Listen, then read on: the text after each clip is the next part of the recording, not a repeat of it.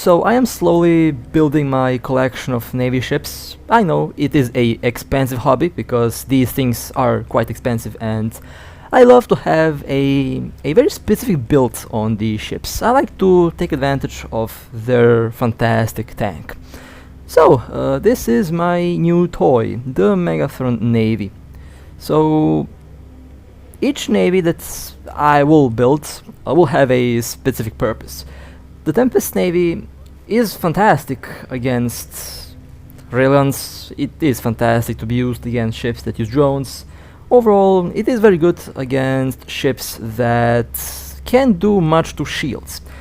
Now, lasers, EM and thermal weapons are the main nemesis of shields, so in order to have a ship that can counter lasers and other weapons that basically yeet shields, I decided to go with the Megathron Navy. Mostly because I already have good skills for this ship, I already used it, I have experience flying it, and this is the next navy that I will have, that I'll fly. So, what is the build? Now, this build here is something that I'm playing around with just as a experiment. I personally don't really like to have only one armor repair on a armor tank because the armor repairs repair a lot, but the activation time is quite long. And for comparison, let me just quickly find a shield booster just to show you the difference in boost in the activation time. Ignore the build. This is a cursed build right now because it has a dual tank. But you know, just for comparison. So 6.62 seconds, and of course this is the Mark 9 booster, so it's going to boost a lot less. But the C-type does boost about 1000 shields every 6.62 seconds. While the armor repair does repair about the same, just a little bit more armor, but the cycle time is a little bit longer.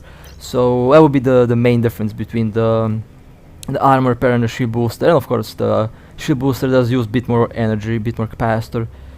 Meanwhile the armor repair is quite power saving. And the Megathron Navy does have a very nice capacitor. I mean, this ship with current build is very stable. As long as your enemy has capacitor, you will have capacitor. And sometimes I have blasters, sometimes I have railguns, depending on what I am doing. Definitely, if I hit this ship at a gate camp, it's going to have blasters. If I am camping with this ship, most likely I'll be using the rifle railguns, because without an afterburner, without a micro overdrive, this ship is, well, quite slow. Although I'm very happy with the capacitor, a much better capacitor than the capacitor on the Tempest fleet. And just to show the modules, triple adaptives, a reactive B-type, a damage control, a armor repair, a disruptor or scrambler, a web, and dual Nosferatu. So even with one Nosferatu, this ship is stable.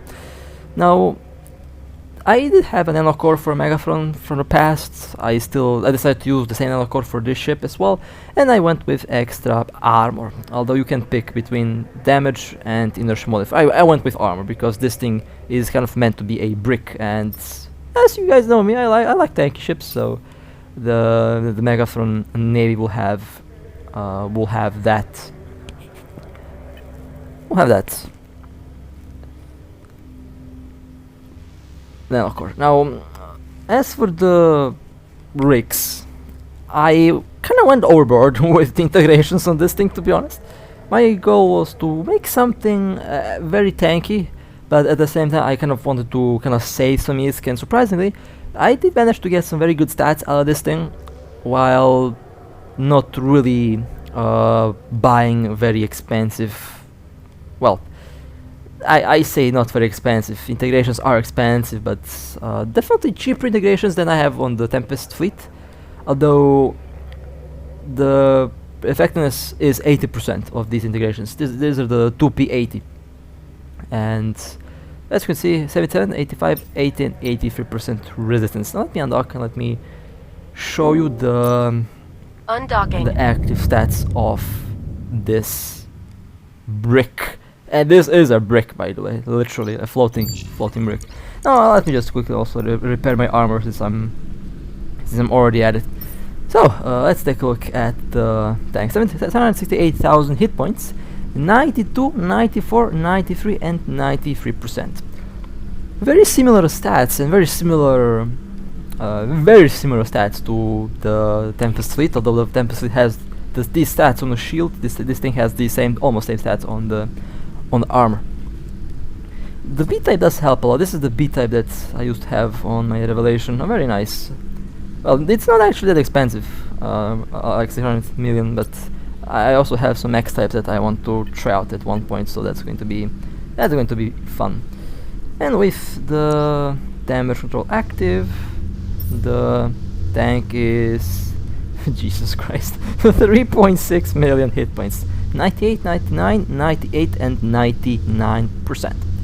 Am I happy with the tank? Yes, I am, but I will probably change the build at one point, because again, I don't really like to have only one armor repair. This build is very good for 1v1s. This is going to be very tanky against a single enemy, because you know it has just ridiculous stats, ridiculous tanks. So a 1v1 definitely a way how I can, you know, use this ship.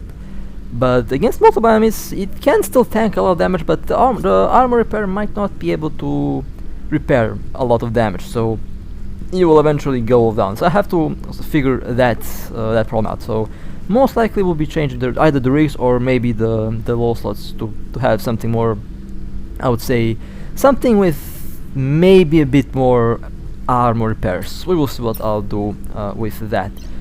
Now let me also docking request get accepted. the Tempest fleet out, just to show you the stats on that thing. They're very similar stats on these ships, and very similar overall hit points as well, which I find very interesting as well. So let me just take this thing out. Let's undock.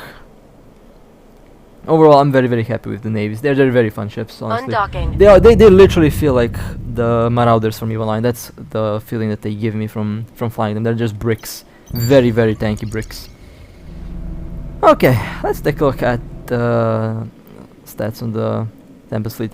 725,000 hit points, 92, 94, 94. So overall, very similar stats and very similar overall full hit points on both of these ships. The Megathron has a bit more armor because it has the nanocore. This thing doesn't have a nanocore yet. And with the damage control active, 3.4 million hit points, 98, 98, 99, and 99. All very similar stats on both of these monsters. And in this case, the one ship booster actually does work really well with this ship. I found out that a build of this can handle even multiple targets, because of how quick it boosts the shield. And this thing also has fantastic passive recharge, which I love. The passive recharge definitely kicks in when your shield gets low. You can notice the difference, which is very interesting. Okay, well, I want to show the two ships that I have. Who knows, next time maybe the Apocalypse Navy will be the next one I'll fly. I don't know. But in any case, time to have some fun with these monsters. Okay, well, speaking of navies, the first target for today is a Apocalypse Navy. Now this Apocalypse Navy seems to be an armor tank, and I'm not really sure what nanocore this is. The nanocore looks definitely awesome. I like it. I think this might be the thermo nanocore, although I'm not entirely sure about that. In any case, time to set course to approach the Apocalypse Navy. Well, we have two bricks shooting at each other. That's going to be lovely. Two Navy battleships, both bricked to the roof, both chunky as hell. Now the only difference here is that lasers are very good against shields. So if this were a armor tank, it would definitely be a lot easier to tank lasers on armor than it is on shield. But I have a reactive hardener, which should offer some very good protection for lasers. And since we already seen the Apocalypse Navy up close, they are an armor tank, so the ship will have a relatively easy to go through shield, although Navy ships have very good shields as well. Even though Some of them are armor tanks, some of them are shield tanks. The shield on all of the ships is really, really, really strong. And of course they also have the passive recharge that does help out a lot. Again, I'm a very big fan of the passive recharge buff, and there has been some updates that I'll cover probably after I finish recording this video. I'll definitely cover some of the upcoming things that I have seen, and I'm really hoping for modules that increase the path recharge. Very much would be very much appreciated if we do get rigs that buff the path recharge on our ships. And I'm also hoping for some more buffs on the passive tanking here. Now the Apocalypse Navy seems to be aligning towards the station or towards the planets, which is basically in the same line of fire. Now this is the moment where I actually wish that I had the long range point. I usually have a scrambler to counter smaller ships that get up close to slow them down, but I think I might start using a long range disruptor just to be able to hold ships that are at distance, especially ships that are preparing to warp out.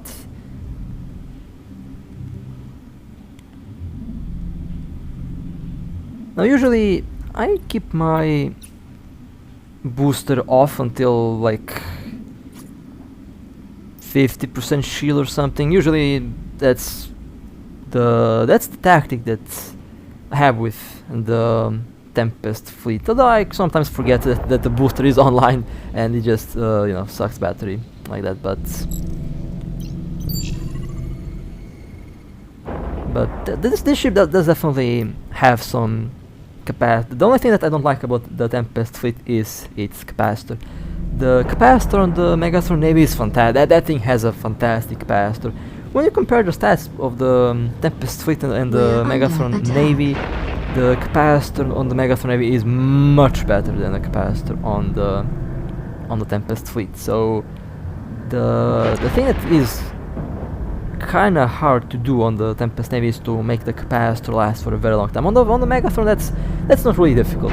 The armor repair doesn't use any energy basically, so it would be able to last for ages. I mean, the capacitor on that thing is literally unlimited if you have dual Nosferatus. Now, dual Nosferatus on this thing is definitely the way to go for now. I mean, so far I actually thought about a triple Nosferatu build, very similar to one of the ideas that I had with the Hyperion. I might be able to replicate on the Tempest fleet or on the Megathron Navy, because both ideas are actually very interesting, and I really want to try them out at the moment. But we're still shooting at each other. As I said, two super heavy ships shooting at each other. Well, when I say super heavy, I mean super tanked. Not super heavy in the you know, tonnage. The super heavy would be Super Capital or Dreadnought. These are battleships, although their tanks are comparable to the tanks of carriers, to be honest. These things are just made to be bricks, and I'm definitely going to be making them be very tanky. Although multiple high DPS ships can theoretically burn one down very quickly, although it is still risky. These things just have that much tank, so that is something that I'll have to experiment with some of the ideas they have. Now I'm trying to keep the Apocalypse around 30 to 35 kilometer optimal, because that's basically my optimal Nosferatu range on this ship, and basically on any other navy that I fly. That's basically like 30-35 kilometers is my optimal Nosferatu range, and that's basically the distance that I'm trying to keep from the navy. Capacitor still looking good, although I'm letting my ship take damage, because that's just how this thing goes. Boosting from time to time, maintaining the shield, although I can just leave the booster on for a while, since the Nosferatu should eventually, at one point, one of our capacitors will have to go down, and since the Apocalypse Navy doesn't seem to have any Nosferatus means that I have the advantage in capacitor warfare here. Eventually the Navy will lose its capacitor, and that's basically a game over for the Navy, because I still have a lot of armor and a lot of hull. So once their capacitor fails, I can rely on my passive armor resistance, because remember, it is very easy to tank lasers on armor, and this thing already has some pretty scary armor stats on EM and thermal, so I will not take much damage on armor, surprisingly, if my shield fails. So I can sit here all day long, basically, not a big deal. Now, at 50%, you can actually kind of feel the passive recharge helping out the active tank, which is something I really like about this thing. And maybe after the next balance patch, maybe after the next update, if they do tweak out things a bit more with the passive tank, this build might actually be even more lethal than it is right now. Because it is actually something that was my goal with the Tempest. A build that can kind of replicate a passive tank with a shield boost, which is not exactly a passive tank because it has a booster, but it is kind of mimicking the passive recharge of a Vargur from EVE Online with a good build. Alright, well, they have warped to the station or to the planet. Now we think we do have something set up on the station, so going to the station. Warp. Maybe we warp drive active. Got them on the station. If not on the station, then they were warped to the planet, which is fine. It was still a fun encounter indeed. Longer battles are definitely much more fun than the short ones, and yeah, I love the navies because they produce some very nice battles, especially if both are just bricks. If both are bricks, then it's kind of hilarious when you think about it. I love these things so much. I love these ships so much. And we already know for a fact that Marauders will definitely make their way into the game. And I don't know what kind of ships they will be, but I believe that they'll be very similar to the navies at one point. Or maybe the navies will actually receive some new module. I don't know. All I know is that at one point we will get navies. We will get Marauders in the game. And I'll fly them. Like, I will fly these things. I'll definitely fly these things. So they are not at the station, which means they warp to the. Oh well, was still a nice little fight there. Now I'll return to the warp drive gate. active. In case they return to the gate and engage again, I'll be waiting for them. But overall, it was fun. The main problem with the Tempest fleet is the capacitor, something that the Megathron Navy doesn't really suffer from.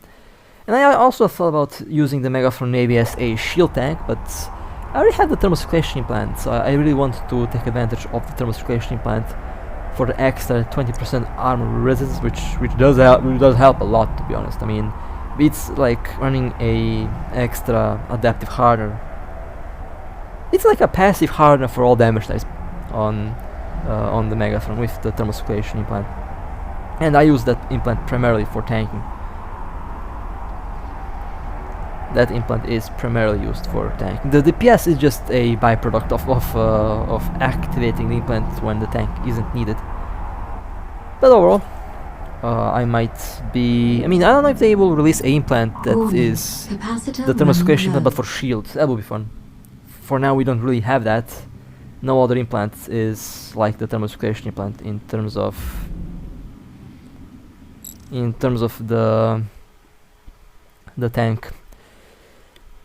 Alright, well, I guess today is Apocalypse Navy season. Now this time I am in the Megathron Navy, and this Apocalypse Navy doesn't seem to have a nanocore. Maybe they do, but the nanocore is hidden, which is something that I kind of something I've thought about doing but never really did, because I don't know. I might just go and use the default nanocore view on my ships. We will see. And this Apocalypse Navy seems to be also now this time I'm using the rifled the long range railguns, and I also have a disruptor, a long range disruptor, which means I have a good range. And so you'll be surprised, but the rifled railguns are still really good at close distances, although don't use them at close distances. These are basically made for sniping. But since this thing is a brick and blasters have short range, I figured out if I am camping with this thing, I might as well use the rifle railguns, because I can cover the whole range of the bubble with it. So that's the whole idea behind. Now, just as the first Apocalypse Navy, this one also seems to be a armor tank, which is the right choice for tank on a Apocalypse Navy, since the Apocalypse Navy is very similar to the Megathron Navy in terms of how it is tanked. The only difference is it uses lasers, and I think it has a bit more speed. I think the Apocalypse Navy is a bit faster, although the warp speed on the line speed and agility of the Megathron Navy is a bit better. It even has a bonus for that as well. Now they are using a neutralizer and dual webs and a scrambler, which means I might even have the capacitor warfare win here as well, since if they don't have any capacitor batteries, they don't really have any way of supplying capacitor back to their ship. And lasers are quite power hungry, they're energy weapons, so we're under attack. I can expect that my capacitor will last much longer than their capacitor. And of course, one important thing is that I am a armor tank. Well, both of our ships are armor tanks here, but lasers are countered by armor. So in terms of tank, I have the upper hand here, since my ship will be able to tank a lot more lasers than their ship will be able to tank railguns. Railguns are kind of weak against shields. Railguns are very, very good against armors. Lasers are the opposite. Lasers are very good against shields, but their DPS on armor drops off significantly. So that's one of the things very interesting about these ships. And the Apocalypse Navy is also a brick. It can be fitted to be a very, very chunky ship. Well, I took exactly 1% damage from the Apocalypse Navy, and yeah, just as imagined, they are doing no damage on my armor. Kind of funny. I mean, I can just leave the armor repair online at all times and basically just forget about it. My ship is capacitor stable, so the capacitor warfare in this case is going in my favor here. Armor is 100%, and I think I'm doing a bit more damage to their armor than they're doing to my armor. Although this is kind of funny, to be honest. We are basically at a standstill here. Both of our ships are unable to break each other's tank. Kind of funny. I could have maybe done a bit more damage with blasters. I mean, not maybe. I will definitely make more damage with the blasters, since they have a fast rate of fire and a bit more DPS. And this would be the optimal range of my blasters, which is, would be very good in this situation. But I guess can have everything covered, which is fine. My armor at 97%, that's a lot of armor still. I can just use it occasionally. They have one neutralizer, and probably, I would say maybe one battery. I don't really know what kind of build they have. Based on the damage that I'm doing to them, I wouldn't say that they have capacitor batteries. It really feels like a well, I would guess maybe three adaptives, a damage control, and dual armor pairs. That's my guess for their build. Maybe something different, I don't know, but maybe it's that build that they have. Maybe they have a capacitor battery or two, since they have a neutralizer, although the capacitor on the navies is really good, except with the exception of the Tempest Navy. So running a large neutralizer at all time basically isn't going to be much of a problem for the Apocalypse. And my capacitor is also stable at about 50%, 53%. I can just leave the armor pair to run a couple cycles. 94% armor.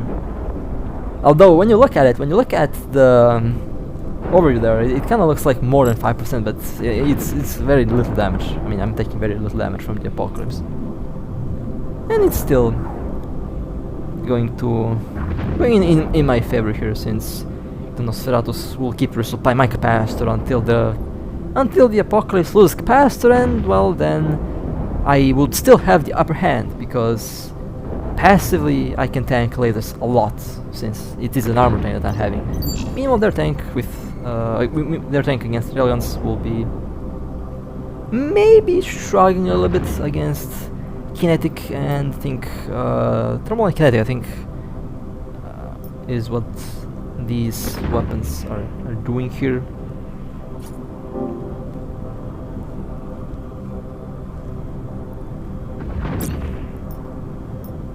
And I should stop using the siege mode, honestly. The siege mode up close, I mean, one thing that this ship is not really good at is sub-capital combat with the siege mode. Unless you have triple webs, just forget about it. Like, if you have 3 webs, yeah, maybe you can use the siege mode, but without that, no. Just stay with the default build. With the default mode. But I'm very happy with the tank on this thing. It does serve the purpose really well. Now I would show you the rigs, but they're still kind of work in progress. I might change them. I might tweak something out. But if I end up being satisfied with the rigs, I might just continue using them, and eventually I will show the integrations that I have equipped on this thing. And you can immediately see how much the passive recharge is recharging the shield. Now, the passive recharge is nice. I like it. It is noticeable, quite noticeable with the Tempest fleet, but it can be better. And since the Apocalypse Navy has stopped shooting, I have already recovered like 13-14% shield, and peak recharge will be reached in about 10%, at about 20-25%, then you will see the recharge kick in even harder. Definitely a very nice change, honestly. I really like the passive recharge change. Oh, they have armor. Yeah, well, I would say that they have armor pump rigs. That feels like they have armor pump rigs, but integrations do have the advantage in having a much better tank. Now their armor, once we applied a bit more damage, basically 1 DPS ship and 1 tank Raven and a tank.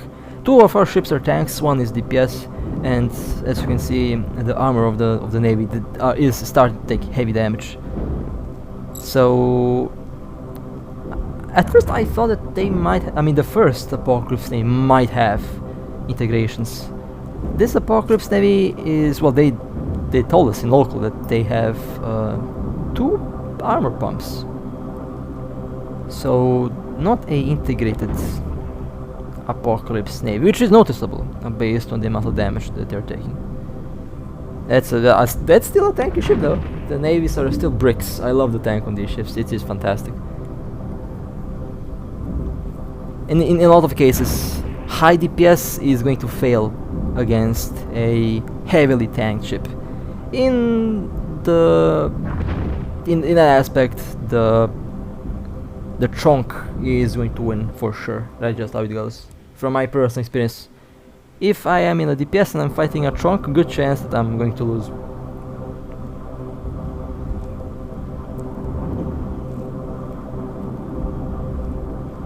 Low armor on the Navy. They're still repairing though. I'm fairly sure their capacity might already start to be low because they were fighting with me for quite a while, and I have dual Nosferatus, and they didn't have any, well, at least no Nosferatus to resupply the ship with capacity. That was also a fun fight, that was fun. Another super chunky Apocalypse Navy. It's Apocalypse Navy party today.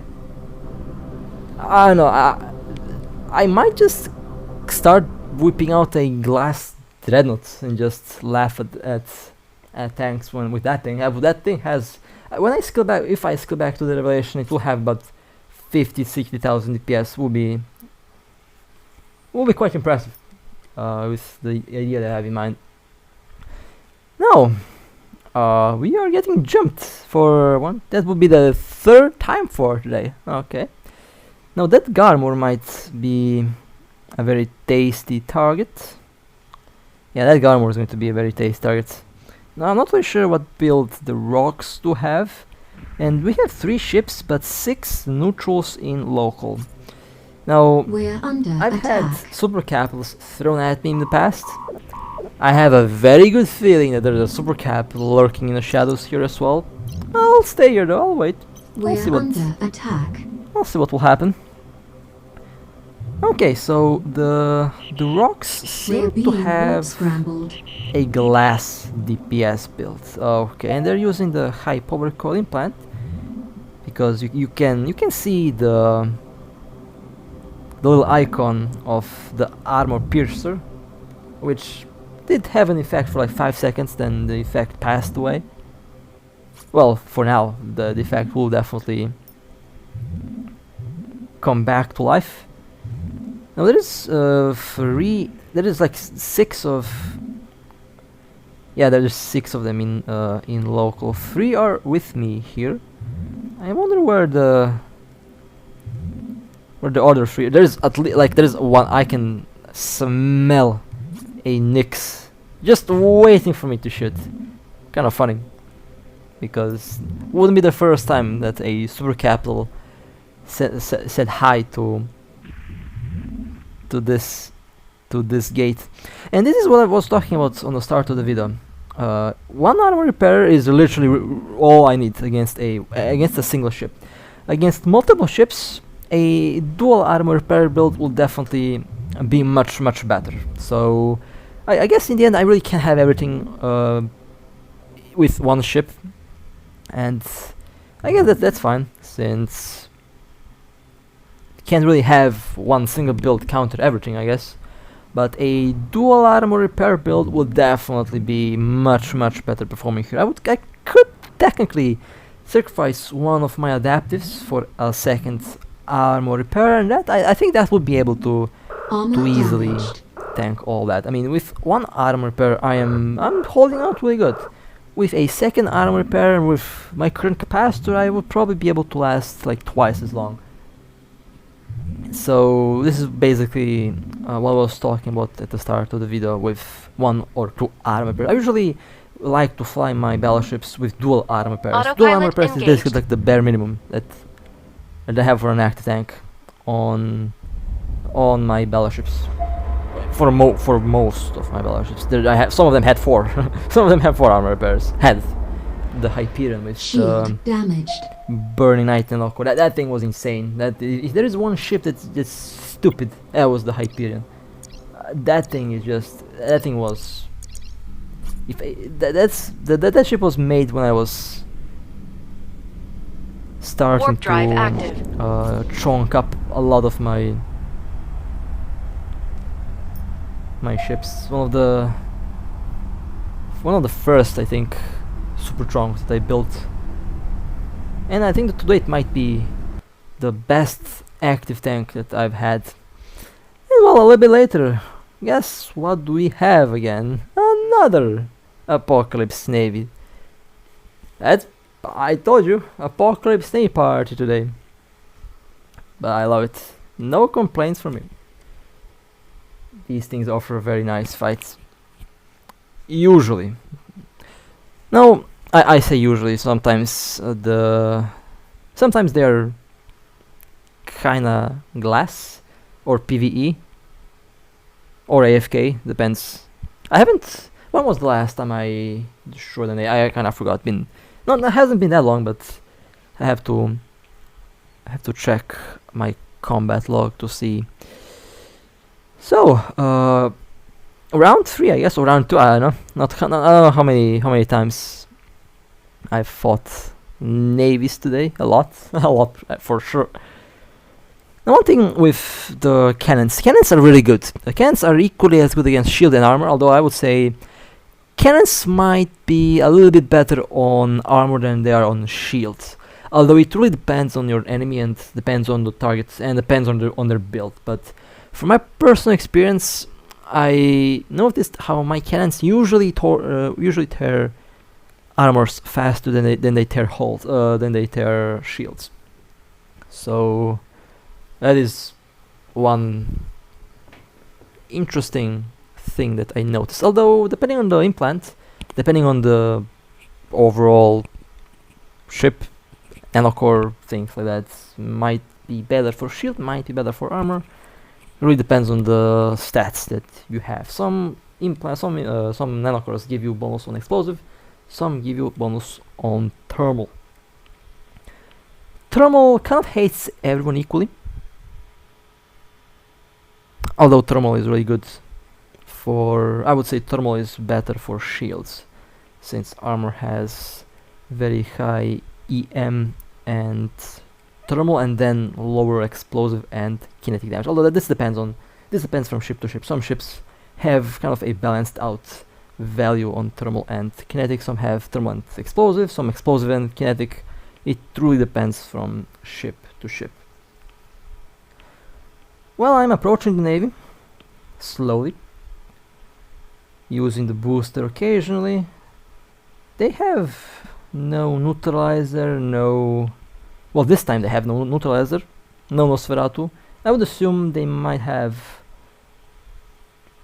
a scrambler and triple webs, or maybe triple scramblers and a web, depending on what build they roll with their ship. Usually, from what I've seen, a neutralizer is quite popular on the navies. Although in my case, I like to use Nosferatus just so I can maintain the tank for quite a while, and they warped out, which is fine. I forgot long range disruptor. This might be the reason why I'll switch to a long range disruptor. This is why I had the long range disruptor on the Megathron navy, and could be the, I don't know. I'll think about it. I'll still have to think about what build I'll go with on the ships. Maybe I sacrifice some of the. Yeah, I mean, I can theoretically change the rigs and add capacitor rigs to enhance the capacitor, and then I can remove one Nosferatu and add a scrambler, and then I have a long range point, a scrambler, a web, and a Nosferatu to maintain the capacitor for as long as possible. Really, I mean, one of the possibilities on what I can do. Now the next targets, there is a Raven Striker that jumped in, and there is a Typhoon 2 at the other end of the gate. My alt is basically watching it right now.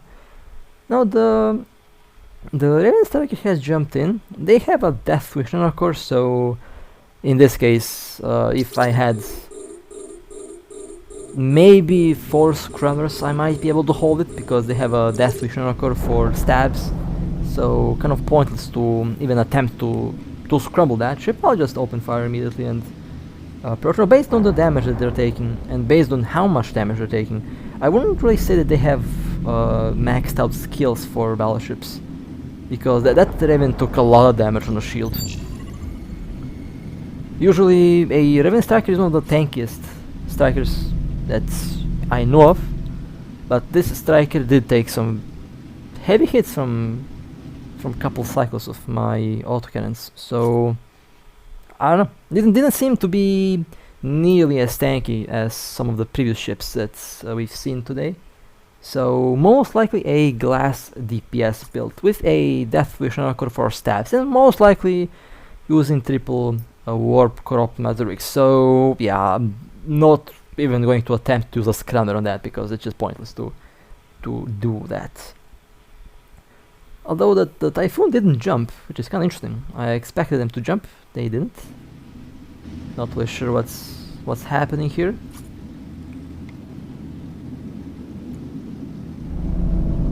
The typhoon, I don't know what the typhoon has.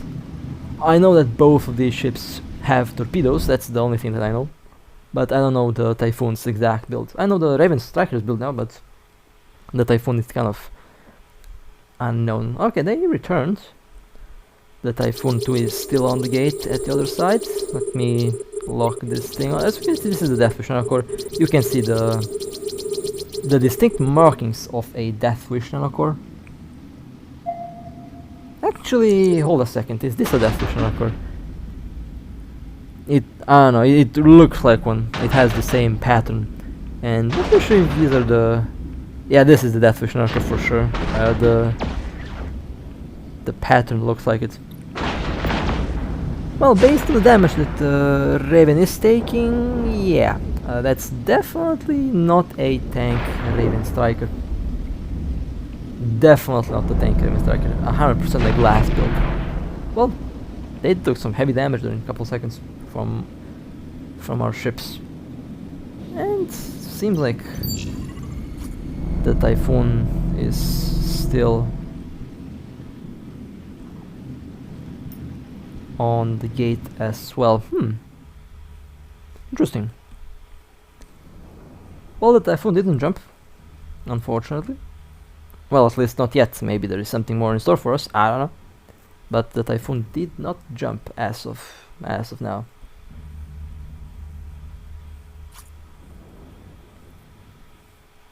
Okay, they both warped to the high sec gate. Well, I guess they're leaving the system. Oh well, was a nice attempt anyway. It's very interesting when you start to understand what builds you are fighting with, because then you can easily counter them. Next, we have a dominix. Let's lock dominix and approach. Now, the main problem with... I actually thought about this before. The main problem with a build like this is the speed and the range for some occasions. The speed problem is present when you are trying to burn towards someone to be in optimal range, but you can't really get there because they are far away. And your ship is slow, they might be faster than you. The range problem, you want to get within range, but your low speed prevents you from actually doing that in a decent time frame. So I actually thought about using artillery on the Tempest Navy. Basically, artillery with a high level barrage implant is very nice, although it doesn't really do much with this current build, because in order to maximize the barrage implant you want to have a glass DPS below, or at least have a gyro stabilizer or two with some general units for the gyro stabilizers, and then you might be able to take full advantage of the implant. Although it's still nice to have faster rate of fire, even without any gyro stabilizers on your ship.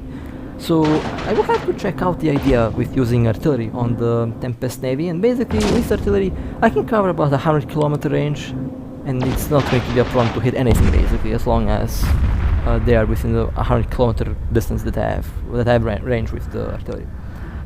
Alright, the Dominix got blown up, and something tells me that this Dominix might be expensive. We're about to find that out, I guess, very soon. Let's take a look at the kill. 2.2 billion. Well, that's a expensive Dominix for sure. And ooh, nice. Some very juicy drones dropped. And a storyline mission dropped as well. Nice. That's a good catch. Some goodies has been made. For sure. Next, I am in the Celos, and our target is a Drake. Now, I forgot a lot of things when I engaged this this Drake. First thing I forgot is my implant. Cells without a barrage implant. I have a thermal circulation implant, which is not going to do much on this thing. But there's the Drake. At the time of recording this, I didn't even realize that I missed the implant. I realized that later on. This is the moment where I realized that, oh, where is my barrage implant? Oh, it's gone. Lovely. And what can possibly go wrong? Well, everything can go wrong. When it starts like this, then yeah, everything goes wrong basically when you forget the implant like this. Now you might be thinking, well, I think I still have a good distance, and my ship doesn't respond to orbits, and the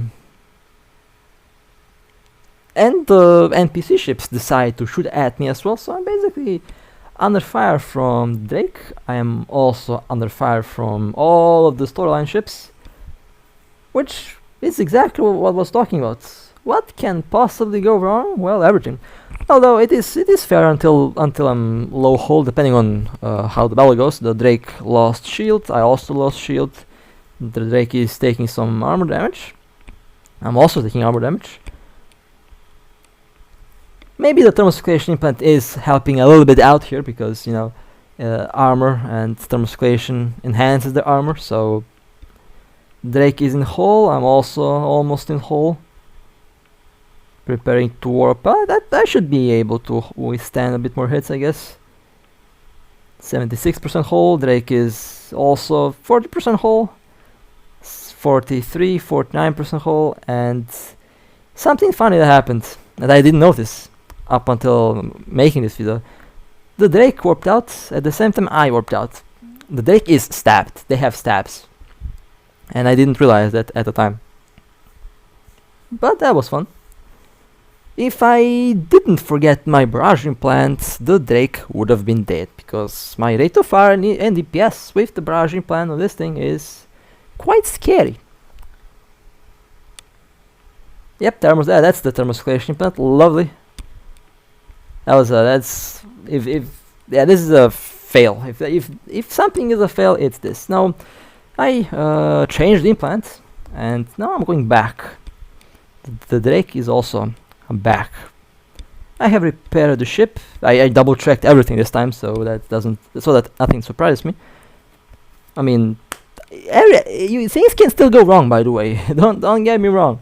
Everything can go wrong at any time. Luck is still a very important factor to consider, and I have no luck, so I'm always expecting the worst, basically. Alright, there's the Drake. Let's keep it range. Barrage implant engaged. Battle mode engaged. And as you can see, now the DPS is much better. I have turned on the damage control, which should help a little bit out. The Drake is now in armor, taking heavy damage. And this is as you can see, there's a big difference between the DPS with or without barrage implant. Barrage just knocked out the shield in seconds. And if I did this the first time, well, this Drake would have been destroyed, but as you know, based on the first little experience we had, the Drake has stabs, and that was a warp out at 1% hull. Oh well, I didn't realize that the Drake warped out first, so yeah. Was a nice attempt anyway. A lucky escape for the Drake. 1% hull, that was literally 1% hull left, and a bit of shield since they have the shield boost running. But yeah, that was funny. And the new passive recharge allows me to actually wait out the shield to recharge itself. Don't have to dock, which is one thing I really love about the recent update. Next, we have a prophecy command. Looks expensive, not gonna lie. Let's approach. The prophecy command is in armor.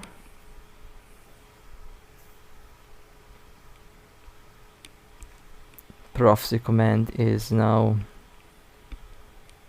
in hull, very low hull, and they have been destroyed. Nice.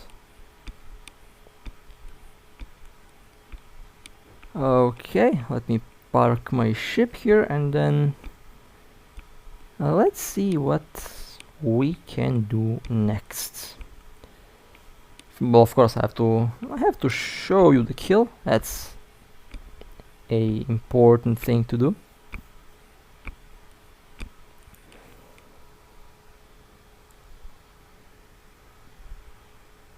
$482 million. Well, this is a very interesting build, not gonna lie. I think this might be a CTA build prophecy command, although I'm not entirely sure. I have seen that build somewhere. I don't know where, and I don't know when, but I have seen that build somewhere. I can't really pinpoint the exact location where, but it is not entirely unknown for me. Now, I usually, well, the prototypes, these ships are quite rare, so let's just yeet them.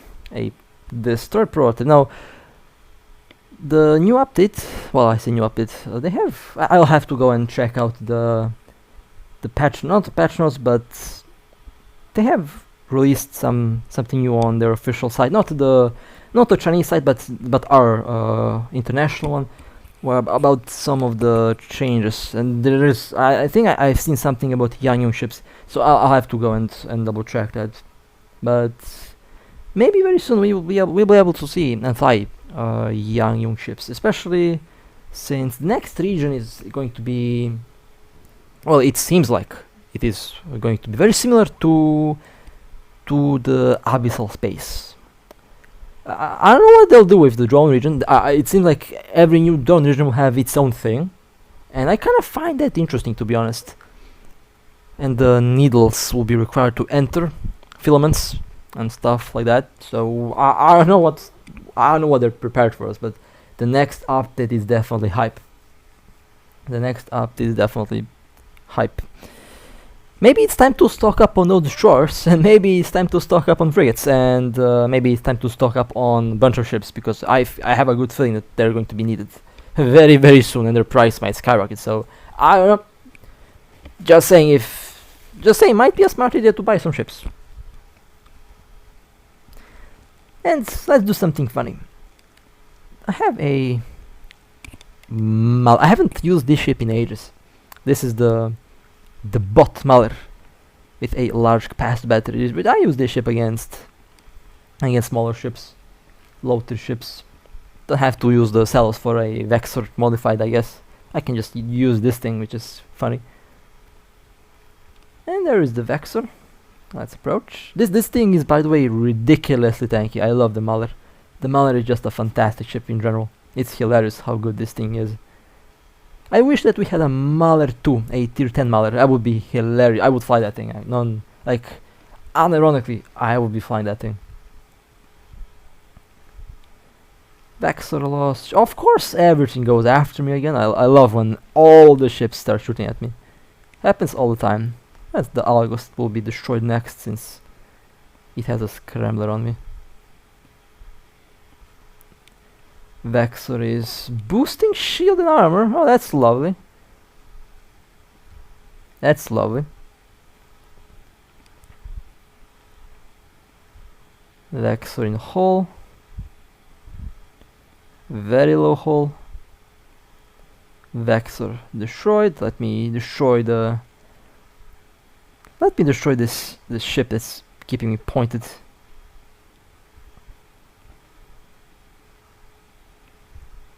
Okay, just one more hit and we can warp out.